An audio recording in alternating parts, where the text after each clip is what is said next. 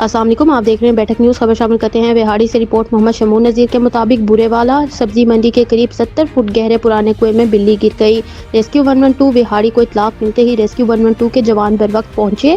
District emergency officer engineer Danish Khalil की हिदायत पर incharge Burewala Abdul Jabbar, rescue and safety officer भी मौके पर पहुंचे। District emergency officer engineer Danish Khalil ने अपने पैगाम में कहा कि रेस्क्यू 112 खिदमत खल्क के जज्बे से सरशार है। रेस्क्यू 1122 के जवानों ने गहरे कुएं से गिरने वाली बिल्ली को 40 मिनट के कामयाब ऑपरेशन के बाद जिंदा निकाल लिया।